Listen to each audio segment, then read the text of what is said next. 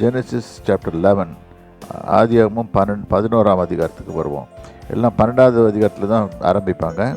ஆக்சுவலாக இந்த வசனங்கள் 11ஆம் அதிகாரத்தில் இருக்கிறது. இப்போ தேராகு அந்த இடத்துல பாதையிலே நின்றுடுறான். ஊர் என்கிற கல்தேயருடைய பட்டணத்தை விட்டு கானான் போக புறப்பட்டான். அவர்கள் ஆரான் மட்டும் வந்தபோது அங்கே இருந்துட்டாங்க. இப்போ ஒரு பையன் செத்துட்டான். இப்போ 2 பசங்க இருக்காங்க. அதில் என்ன குடும்பத்தில் என்ன பிரச்சனையும் யாருக்கும் தெரியல. இப்போ கர்த்தர் ஆபிரகாம் நோக்கி உன் தேசத்தையும் உன் இனத்தையும், இது பாருங்கள், இதை ஆழமாக படிக்க போகும்போது தேசத்தை விட்டுடுன்றாரு. ஏனென்றால் இன்றைக்கி ஒரு மனுஷன் சொந்தம் கொண்டாடுறதுன்னா எதுனா ஒரு தேசம்.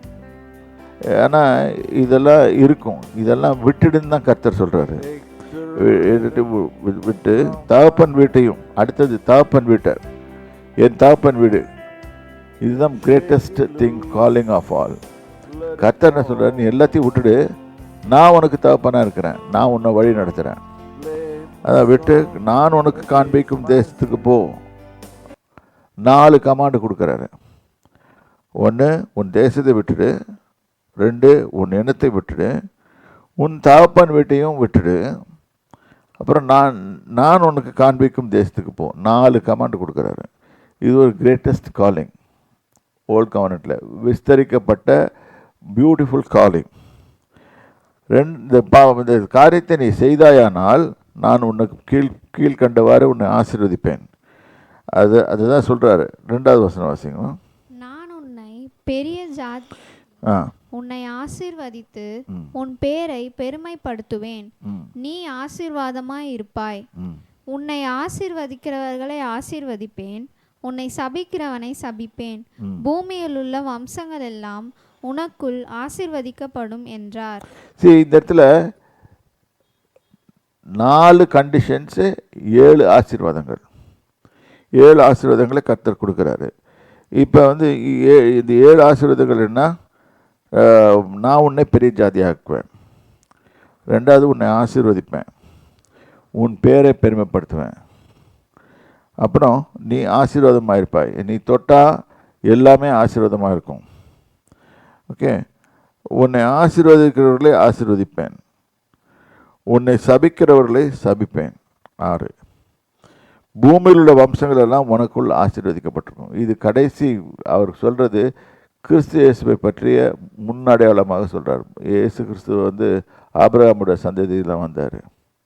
ஆபிரகாமுடைய சந்ததி அதே மாதிரி யூதா கோத்திரத்திலேருந்து கிங் டேவிட் உடைய சந்ததி மூலமாக தான் வந்தது. அதை தான் இங்கே சொல்லுது, பூமியில் உள்ள வம்சங்களெல்லாம் உனக்குள்ள ஆசீர்வதிக்கப்படும் என்றார்.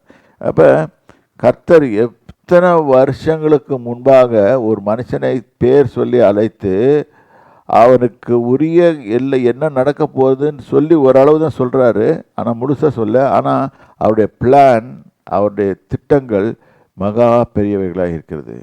அப்போ எல்லோரும் ரொம்ப அட்ராக்டிவ். இந்த இது எல்லாருமே பிரசங்கம் பண்ணுவாங்க.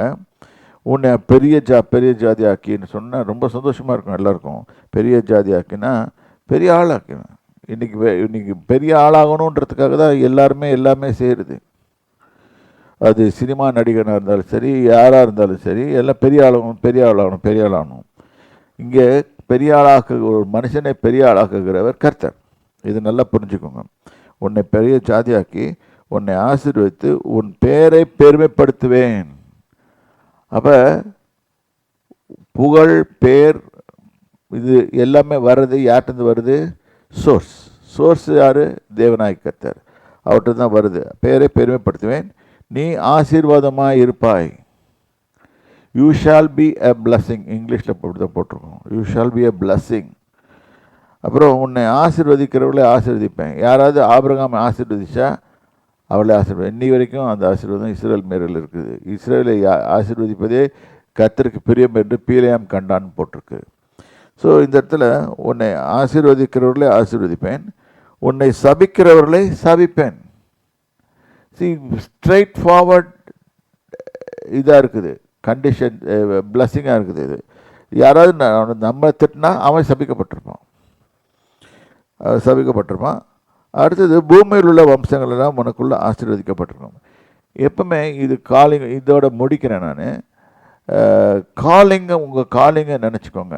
கர்த்தர் உங்களை அழைத்த அழைப்பின் நோக்கம் என்ன, இதை ஒண்டி புரிஞ்சு வச்சுக்கோங்க. நோக்கம் இல்லை தெரியாமல் நீங்கள் கர்த்தர் என்னை அழைச்சிட்டார். சில பேர் சொல்லுவாங்க, ஒரு மனுஷனுக்கு சொல்லியிருப்பாங்க, அப்படிலாம் இல்லை. கர்த்தர் உங்களை அழைத்தாருனால் ஸ்பெசிஃபிக்காக கூப்பிட்டு, மகனே நான் ஒன்று அழைக்கிறேன் வா. ஆபிரகாமுக்கு க்ளீனாக பேர் சொல்லி ஆபிரகாமேனு கர்த்தர் நேராக தான் வந்து பேசினார். ஆகவே அவங்க சொன்னாங்க, இவங்க சொன்னாங்க. நிறைய வாலிபர்கள், இந்த காலத்து வாலிபர்கள் நான் பார்த்துருக்கேன். அவர்கள் வந்து கேட்பாங்க, அவங்க சொன்னாங்க, இவங்க சொன்னாங்க. இல்லை, அவங்க யாரும் சொல்ல வேணாம். உங்களுக்கே தெரியும் அது கர்த்தருடைய சத்தமா, இல்லாட்டி உங்கள் மனசாட்சியா, இல்லாட்டி இன்னொருத்தர் சொல்லி நீங்கள் வரீங்களா. நீங்கள் இன்னொருத்தர் சொல்லி வந்தீங்கன்னா சொல்லலாம். இப்போ நான் கூட சொல்லுவேன், ஒரு ஆளுக்கு வாட்டர் கர்த்தர் சொல்லுவார், இந்த பையனுக்கு மினிஸ்ட்ரி காலிங் இருக்குதுன்னு சொல்லுவார். அதனால் உடனே அவன் ஒன்றும் செய்திட முடியாது. கர்த்தருடைய சித்தத்தின்படி, அவர் நேரத்தின்படி, அவருடைய திட்டத்தின்படி வெளியே வரணும். அவர் சொல்லும்போது வெளியே வரணும். நாங்கள் சொல்கிறோன்னு சொல்லிட்டு வந்துட முடியாது. அவே calling, when a person is being called by God, you have to be very very careful and very serious about the calling. அவர் அழைப்பின் நோக்கத்தை ரொம்ப சீரியஸாக எடுத்து இருக்கிறார். அவர் சொல்லியிருக்க 4 காரியங்களை விட்டுடுன்றாரு. அது 4 காரியத்தையும் விட்டுடணும். நம்ம விட்டு அகற்றி ஆபிரகாம் அகற்றின மாதிரி நம்மளுக்கும் இருக்கும். கண்டிப்பாக ஏதாவது, கண்டிப்பாக எல்லாருக்கும். என் தேசம் எனக்கு இருந்ததுக்கு, நான் சிங்கப்பூர் போயிருக்க விசிட் பண்ணும்போதெல்லாம் எனக்கும் சில நாட்டவர்களுக்கும் ஆர்கியூமெண்ட் வரும். அப்போ வந்து நான் சொல்லுவேன், நான் ஒரு இந்தியன் அப்படின்னு பெருமையாக சொல்லிக்குவேன். அப்போ கர்த்தர் சொல்கிறாரு, நீ இந்தியன் தான், உன்னை இந்தியாவில் தாங்க படைத்தேன், ஆனால் நீ அது சொல்லாத. அது சில பேர் சொல்லுவாங்க, இதை மாத்திரான்னு. இல்லை, அப்போ எதையும் மாத்திர, நான் இந்தியன் தான், ஆனால் இதை வச்சு பெருமை பாராட்ட வேண்டாம். ஆனால் எல்லாத்துக்கும் மேலே நம்ம கர்த்தருடைய ஜனங்கள், இதை புரிஞ்சுக்கணும். பெரிய ஜாதியாக்கி இதை எல்லாத்தையும் விட்டுட்டு, இடத்தையும் தகப்பன் வீட்டையும் எல்லாத்தையும் விட்டுட்டு தான். See, when God called me for the ministry, I left everything. I had business, I had a lot of things, everything. I left everything. God called me, அப்படியே வந்தேன். இதனால் உபத்திரப்பட்ட காலங்கள் நிறைய உண்டு. ஆனால் கர்த்தர் கூட இருந்தார். அதனால ஆசீர்வாதமும் பேரும் எல்லாம் வந்துச்சு. ஆகவே கர்த்தர் ஒரு மனுஷனை ஆசீர்வதிக்க சித்தம் கொண்டால் அவனை ஆசீர்வதிப்பார். அவனை பேரை பெருமாக்கிறார். அவனை காலிங், அவனை கூப்பிடுவார், பேர் சொல்லி கூப்பிடுவார். அதுதான் உண்மையான காலிங். கர்த்தராகிய இயேசு கிறிஸ்து நாமத்தில் உங்களை வாழ்த்துக்கிறேன். நீங்களும் கர்த்தரால் அழைக்கப்பட்டு உங்கள் காரியங்களை செய்யுங்கள். கர்த்தர் உங்களை ஆசீர்வதிப்பாராக. கர்த்தருடைய நாமத்துக்கு ஸ்தோத்திரம். இப்போ ஜெபித்து முடிப்போம். தகப்பனே, நன்றியோடு ஸ்தோத்திரிக்கிறோம்.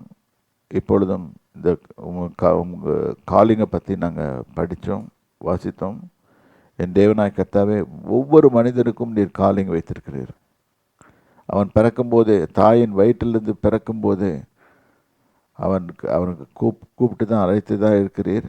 ஆனால் அவன் அதை உணர்ந்து கொண்டு இந்த உலகத்தோடு ஒத்து போகாமல் தேவனாய் கர்த்தருடைய காலிங்க்கு ஏற்றபடி, அவருடைய அழைப்புக்கு ஏற்றபடி அந்த அழைப்பை பரிபூர்ணமாக பின்பற்றினவர்களாக ஜீவிக்க கிருபை தாருங்க. ஆசீர்வதிங்க. இயேசு கிறிஸ்துவின் நாமத்தினாலே பிதாவே, ஆமென்.